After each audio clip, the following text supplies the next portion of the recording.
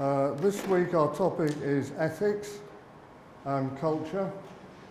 The title of the lecture is Ethical Considerations. So we're going to be looking at ethics.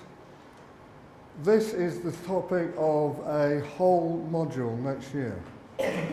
And so we can only scratch the surface of it here. But this should give you an introduction, whet your appetite perhaps a bit, and get you interested. So I'm going to be talking about ethics and cultural aspects of it. Those are the learning outcomes. We're going to be talking about looking at different theories of ethics, just briefly. Importance of these topics, citizenship, social justice, human rights. We're going to look at a couple of ethical scandals. I mean, there are many of them, many corporate ethical scandals. I'm just going to talk a little bit about these two and think about the ethical implications of your own practice and, of course, put it into the context of the assessment. And in fact, the seminar this week will be looking at the ethical implications of the case study that you're doing for your assessment. So that's the whole of the seminar will be completely devoted to that. Some questions then. Ethical principles. Is the way that we see things the right one? Is the way that we see things the only right one? That's what we mean by Western-centric, Western-centered. To what extent, when we take these ideas abroad, perhaps as part of a multinational company, to what extent are these going to work, and to what extent do we need to adapt them? That is the question. Now, we have in our society certain things that we probably don't think about very much. We have consumerism. Who is familiar with that term? Who knows what consumerism means? No? Consumerism means that it's a principle that if you get people to buy things and you can sell more, and then everybody gets richer. So governments, particularly in the West, like people to spend money. They like people to buy cars. They like people to spend their money on all kinds of goods. Because that means that they can stimulate the economy, they can raise more taxes. If they raise more taxes, they can spend more on health and education and so on. So consumerism is the idea that people buying things is good in itself. Then we have consumption. We must consume a lot of things. We must wear things out very quickly and buy a newer one, a better one. And current economic models, meaning that we are absolutely obsessed with growth, economic growth. You know, in the news you often hear the government being pleased or displeased because the economy's grown or it hasn't grown. And this is very significant. How much has the economy grown this year? Is this a good principle for us to follow? Aren't there better things for us to be thinking about, maybe? Well, that's the question. So, perhaps instead of thinking about economic growth and consumerism, of more and more people buying things, perhaps instead we should think about sustainable business models. Perhaps we should think about community. But these things are harder to measure and are not so politically popular. So these are things, though, that in the Western-centric notion of things, the Western-centered notion of things, these are good in themselves. These are things that you need to think about, generally, I think, in terms of business. When you're studying business, I think ethics is absolutely fundamental to it because of the kind of decisions you're making. But also as a person, of course, because are you going to work harder to buy a bigger and better car, or would you rather spend the time with your family? Now, in the news there are many different business scandals. One of them has been tax. You may have heard about this, but these companies have all been in the news over the past few years about their tax arrangements.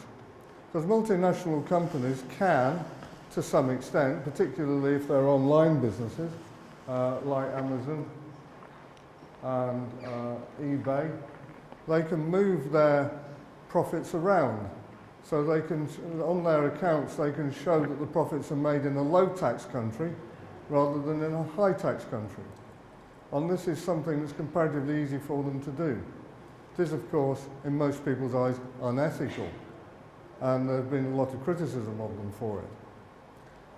For example, I think it was Starbucks there. Yeah, Starbucks got a very bad press because they paid hardly any tax in the UK. Because they're a multinational company, they could show that their suppliers were charging high prices and therefore they weren't making anything in the UK, but they somehow managed to transfer that profit to somewhere where they didn't have to pay so much tax. Is that a good thing or a bad thing? Who does it benefit? Who does it penalise? MPs in the UK have called this kind of thing outrageous and immoral, and Starbucks, with 3 billion in sales, only paid 8.5 million in tax. That's a tax rate of 0.2%, which is hardly anything, of course. Is that right? Well, I think probably most people would say that it wasn't. But these things are complex. So, a couple of very famous ethical scandals. These are ones that you will read about if you read up on these topics. The Exxon Valdez. This was an oil tanker. It crashed into some rocks on the coast of Alaska in America. It leaked a huge amount of crude oil, which messed up the environment for hundreds of miles around it. Cost billions of dollars to clean it up. And the main reason why it leaked so much was because the hull had been made cheaply with just one skin of metal instead of two, as it should have had. Then you've got the Ford Pinto. The Ford Pinto one was 1970s. The Ford Pinto was a small American car, and it had a problem. If somebody crashed into the back of it, the fuel tank exploded. But Ford calculated how often this would happen, how often this was likely to happen, how much they would be sued for deaths caused by this, and worked out that it was cheaper to leave it alone and not fix the problem, because fixing the problem would cost more. Now that, of course, you would say is very unethical, because in fact what they were doing was saying that we put our profits against people, above people's lives. And it got them a very bad press. But that's what they did. That's what happened.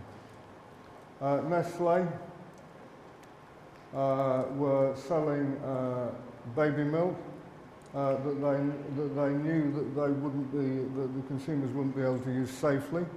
And of course that damages the health of babies. But nevertheless, they worked out that it was more profitable to do that than to do it another way. And then what I've just mentioned, Starbucks, Apple, Google, all of the high-tech companies have been found to be paying very little tax in the comparatively high-tax areas in the Western countries and moving their taxes on their books anyway to low-tax areas, so they wouldn't have to pay so much. These are things that are often in the news. So let's look at some theories about ethics. What is ethics? Ethics is a set of moral principles. Because if you're going to make judgments about what to do, what not to do, you have to have some guiding principles, don't you? You're not going to just judge every instance on its own merits. You can't do that. You have to have some sort of principles. So these are questions about what is right and what is wrong. It's about duty and obligation, what you should do for other people and what you should have as your priorities. Now, what has this got to do with law? We have laws, don't we? Well, ethical principles are what come before laws. Laws are based on ethical principles. You have a principle, like it's wrong to kill people, so you have a law of murder, for example. That's a very simple one. But ethics is really a larger matter than law. I mean, you wouldn't say about somebody, he's a really great guy, I really like him, he never breaks the law, would you? You might say he's a really great guy because he always does the right thing. He's always very nice to people. He's always very helpful. Yeah, so law doesn't cover the same range of things as ethics does. Ethics is much more universal. Ethics gets into our everyday lives, and whereas law doesn't necessarily. Now, the question is, are ethical principles open to interpretation? Are there different points of view on ethics? Is that correct? Is it always at all times wrong to kill people, for example? Is it always at all times wrong to steal? Is that a fixed principle? Or is that a principle that's based on a more fundamental principle, perhaps? And are there really, in the end, any really fundamental principles that we can say hold good for everybody at all times and all places? And that, of course, gets us into some very interesting questions. So we have these terms, ethical universalism, ethical rules that apply in all societies, whatever the culture, and that you will be discussing these in the ethics module next year. A couple of these that you might want to look up if you're interested are the Golden Rule and the Prisoner's Dilemma, both very interesting ideas. Then we've got individual ethical relativism. Some people think that everybody has their own ethical standards. Can that be right? If you have your own ethical standards, is it really an ethical standard? Isn't ethics really to do with how you deal with other people, how you treat other people, how you behave towards them? Or could it be that because we all have our own unique experiences and points of view, that we all, in practice at least, have our own ethical standards? Can you really say that what you find objectionable is exactly the same as what other people find objectionable, for example? Then we've got cultural ethical relativism. That is, a culture, a country perhaps, or a group of people, might have their own ethical standards, and they all adhere to those standards. That isn't quite as extreme as the individual ethical relativism, but nevertheless it does say that it can vary, that ethical principles can vary. And when we look around the world, and I'll show you some research that's been done on this later, we can see that that actually is true, that different societies have different moral standards. So that is something we need to think about, especially in terms of the assessment. According to some sociologists, we take our ethical standards from society. Now, some people believe, for example, that ethical standards come from religion. And I've had quite a few people say this to me. You know, if we didn't have religion, we wouldn't have any ethical standards, and then everything would turn into a free-for-all, a war of all against all. But other people, the sociologists like Berger and Lappman, say that actually that isn't the case. Because even if you have a religion over a period of time in a place where that religion applies, ethical standards change. So perhaps ethical standards don't come from fixed structures like religions, but perhaps they come from society, and that we take our ethical principles from society. Now, a thinker that I find very useful when we're considering cross-cultural issues is the sociologist Max Weber. Max Weber was looking at the changes in German society round about the beginning of the well, end of the 19th century, beginning of the 20th century, and saw that society was changing rapidly in Western Europe. And it was changing partly because of industrialization, of people moving from the countryside, working on farms, and working in towns, in factories. And he observed that things were changing in a big way, and that people had different principles in these two situations. There's what he called traditional authority. So here, the idea is not consumerist, not let's make a profit, but let's keep things stable. Let's keep things the way that we understand them, from generation to generation. Keep things the same. So the lord of the manor is always the lord of the manor. The lord of the manor's son becomes the new lord of the manor, and the guy that pushes the plough rather, is the son of the guy that pushed the plough before. So that was a very stable society. You might say it was very unfair, which it was, but it was very stable. Everybody knew where they were. Under traditional authority, stability is the main principle. Under more modern society, legal rational authority, where people aren't trying to maintain stability, they're trying to make a surplus.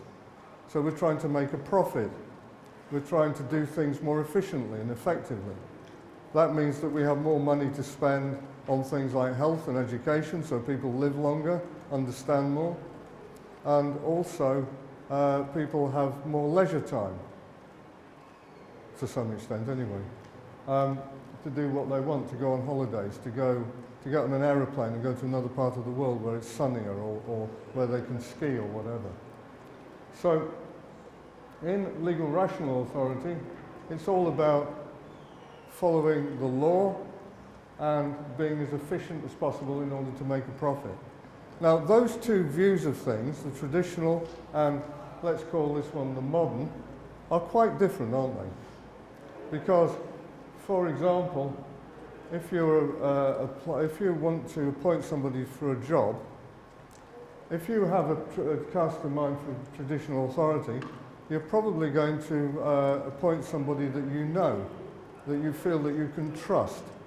Perhaps the child of a friend of yours, or a relative, or somebody like that. And that, you might feel, will create a more stable situation. You know everybody, you know you can trust them. That, and a modern way of looking at things, under rational legal authority, would be called nepotism. That would be seen as a very bad thing to do, because what you're trying to do there is to find the best person for the job. So instead of looking at who their relatives are, who their friends are, you look at their qualifications and their experience instead. And that is seen as being more fair. And we feel, as being modern people, that it is fairer to do that. So if you go for a job and you're by far the best qualified candidate, you've got more experience, more qualifications, and somebody else gets the job, and you find out that that's because their uncle was one of the interviewers, then you're quite likely to feel angry about it and upset and say that wasn't fair. But that is a different perspective, you see, on things between the two views, between the traditional view and the rational legal view. Now, if you go around the world, of course, modernisation like that is a matter of degree, isn't it? In some places, that is the only way of looking at things. In other places, the traditional way of things is still prevalent. And I think that you might be able to find those principles in the case study. Let's come on to recent times. 1970, Milton Friedman, very outspoken economist, very much an American individualist. This was at the time when the economy was moving forwards. There were principles, as we move into the 1980s there, from Margaret Thatcher and Ronald Reagan, of it's the best thing to do is not public service. Public service is an old-fashioned way of looking at things. what you should do if you want to do some good in the world is go out and make some money, make as much as you can. Greed is good was the slogan at the time. What they wanted to do was to stimulate the economy, to get the economy to grow so they could have more money to spend on public services, for example, but just generally to get people more innovative and more productive, because they thought that that was good in itself. Friedman said that the duty of a company, of a private company, is to make a profit. And as long as it does so within the law, and remember what I said about the relationship between law and ethics, providing it was within the law, that was good. So if the company did something like Ford, with the Ford Pinto, that was actually causing people's deaths to make, in order to make a bigger profit, well, that was good. That was fine. That was how the world should be. Now, that kind of approach, of course, who does it benefit? It benefits the shareholders of the company.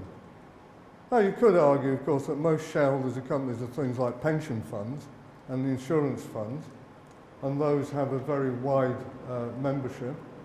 But nevertheless, you feel that that was a rather one-sided way of looking at things.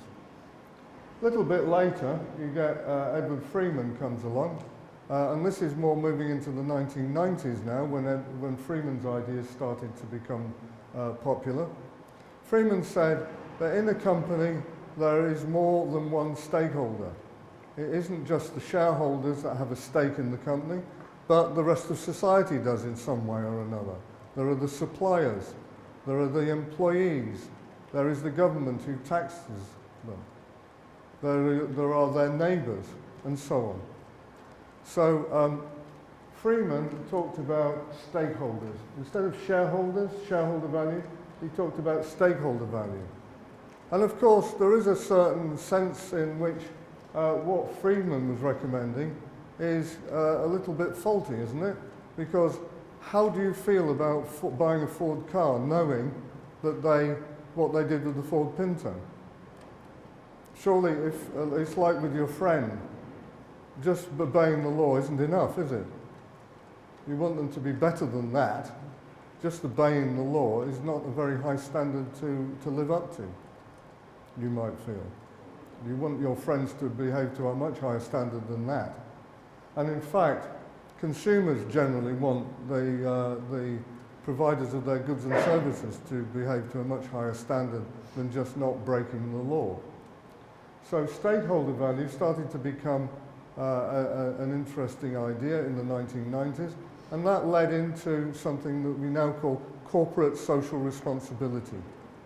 So most corporations nowadays don't want to be seen as just people that obey the law.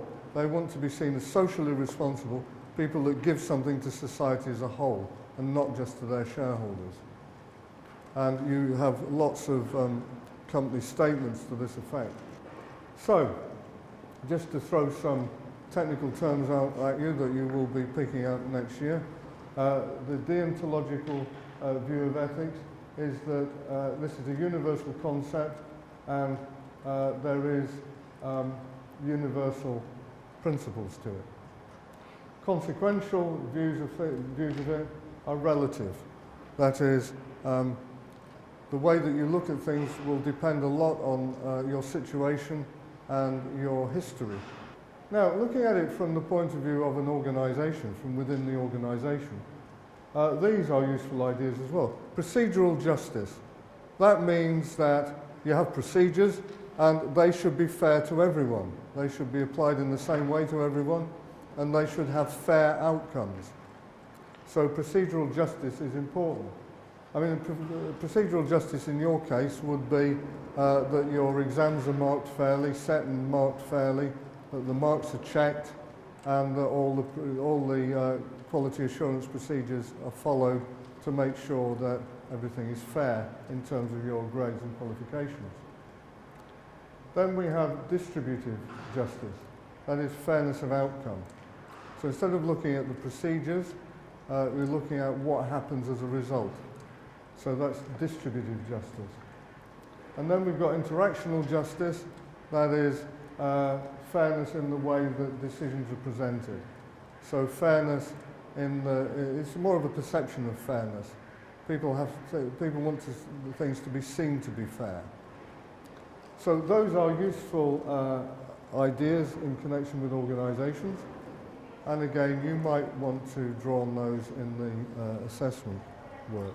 In the West, we tend to try to transform our ethics into laws.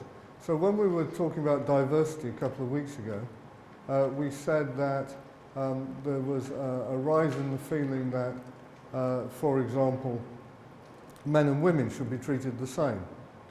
So what do we do about that? We pass some laws so that it penalises organisations that don't treat them the same in the workplace.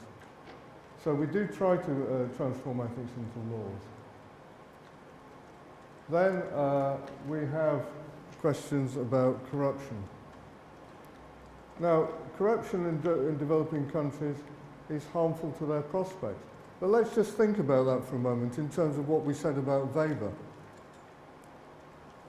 If your priority is stability, not making profit and increasing your surpluses, then you have a different idea of what corruption is.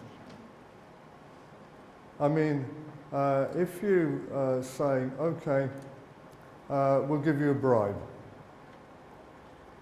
So you go to a foreign country and you say to the government official, if I give you this $1 million, will you give me the contract to build a dam? And they'll say, oh yes. And most people around you will not see anything wrong with that because it merely confirms the status quo. The person that gets the money is the person who's at the top, high power distance. You expect them to get extra rewards. That's fine. That keeps things steady and stable. But of course, what that kind of approach does is it undermines the possibility of making profits, because you're not going to do things the most effective or efficient way. So it does undermine their prospects. Or is that just a Western-centric view? I'll leave you to ponder that one. There's a lot of talk about these issues these days, combating bribery and international business transactions. And there is an index of, there's a corruption index. You might want to look that up and see where the countries in the case study fall on the corruption index. I think the least corrupt countries are the Scandinavian ones, and the most corrupt ones tend to be ones that are in troubled areas like Afghanistan and places like that. But interesting idea of having an index, a measure of how corrupt countries are. There are people who've tried to draw up standards for global business. And there have been scandals to do with British companies giving bribes overseas. But they would say, well, how else can we get any business done here? That's the way things are done.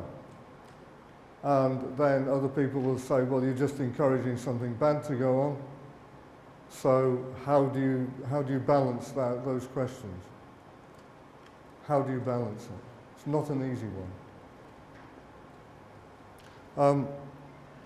Most Western governments have now made it illegal to give bribes. But bribes can be hidden. Bribes can take the form of giving an order to one company rather than another in consideration for something else, for example. So they're not necessarily apparent. And then, of course, when does a present become a bribe? You know, if you meet some other students and you think they're nice people, you might buy them a coffee. That's just a normal thing, isn't it? They might buy you a coffee, you might buy them a coffee, it's normal. But at what point does it start to become a bribe? At what point does a gift become a bribe? And in some countries, there's a very much strong culture of gift giving. I'm thinking perhaps of China, of Saudi Arabia, a few others, where people just give each other gifts quite normally. not necessarily expecting anything in return, but at what point does it become a bribe? Can be a difficult one to actually define. So, what kind of things does this affect? In high power distance countries, where you have a traditional view of things, you do get exploitation of people who are at the bottom end of things. And of course, there's been a lot of scandals about fast fashion, apparel companies using sweatshop labour, or their suppliers using sweatshop labour. And there's been research done on how this affects their customers. Do their customers really disapprove of it and therefore not buy their products? Well, to some extent, but not to a huge extent. People tend to forget very quickly. And they think, oh, that's a nice pair of trainers, I'll buy those, and they forget actually about the scandal. Managing a diverse workforce. This is going to come up as an ethical problem, of course, in any multicultural or multinational situation. So in your assessment case study, for example, you've got a multinational company going to a place. How are they going to behave there? How should they behave there? Should they take their principles there, or should they adopt the local ones, or have some sort of compromise? Negligence is a tricky one. At what point do you say that the safety standards that you're following are the right ones? Are you just going to follow the ones required by the local laws, or do you need to go further than that? And that's one that will come up in a moment in my example. Corruption, bribery and so on. Very big question, as we've said. And exploitation of consumers. Well, how does that happen? Well, you can protect a market, can't you? You can say, okay, we'll only sell these products to our suppliers in that country, and we won't allow imports from any other sources. And that means that you can inflate the price. And that happens all the time, doesn't it? So these are all issues that are likely to come up. What extent do cultural differences affect people's perceptions of what is right and what is wrong? There's been quite a few research studies done on this. Nakano, 1997, for example, looked at the ethical principles of Japanese and US managers and compared them. And what Nakano found is that in Japan, ethical problems arise from the relationship between superiors and subordinates, mostly. Should the boss have done that? Should I do this to my subordinate? But they tend to opt for the best option for the organisation. So they look at things from the point of view of the organisation. As you might expect with the US, ethical problems tend to be more personalised because they're more individualistic. So ethical problems tend to arise because of a conflict between personal ethical standards and the organisation's requirements or their ethical standards. That is the most common kind of ethical problem there. So you can see Japan, collectivist culture, US individualist culture, it has affected the kind of ethical problems that arise. So, this is an interesting one. This is Nakano again, but this time in 2008, we're working with Choi. And they wanted to know what kind of practices would managers like to be eliminated. Now, this is very interesting, isn't it? Because you notice that in Korea, that was the most often picked one. 56% of Korean managers thought that giving of gifts and bribes should be eliminated, whereas in the US it was only 21%. Now, you assume that that's because it's more of a problem in Korea. And then with price collusion by competitors in Japan, 30% compared to only 9% in the US.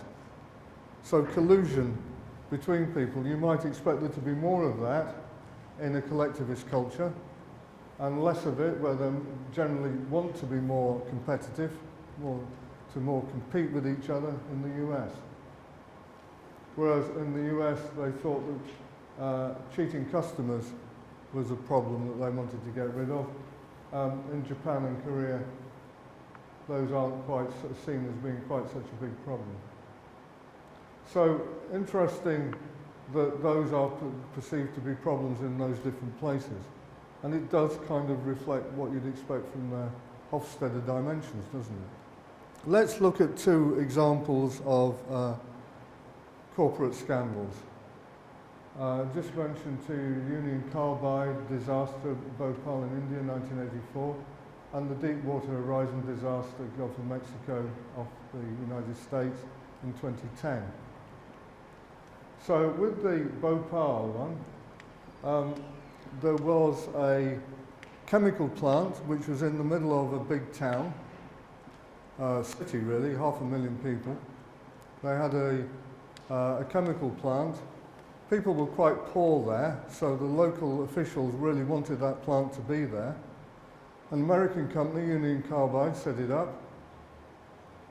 And the trouble was that they really cut corners on safety. They really didn't want to spend money on this plant. They just wanted to grab the money, as much money as they can from it and take it away somewhere else.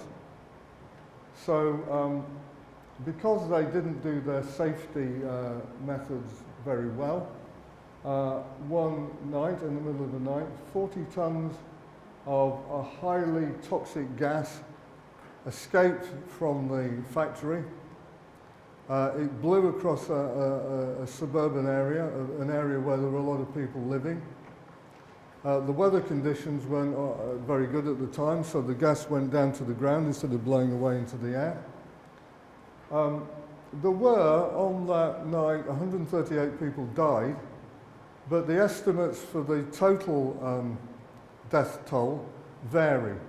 I've seen 16,000, 20,000 people estimated to have died as a result of that chemical leak.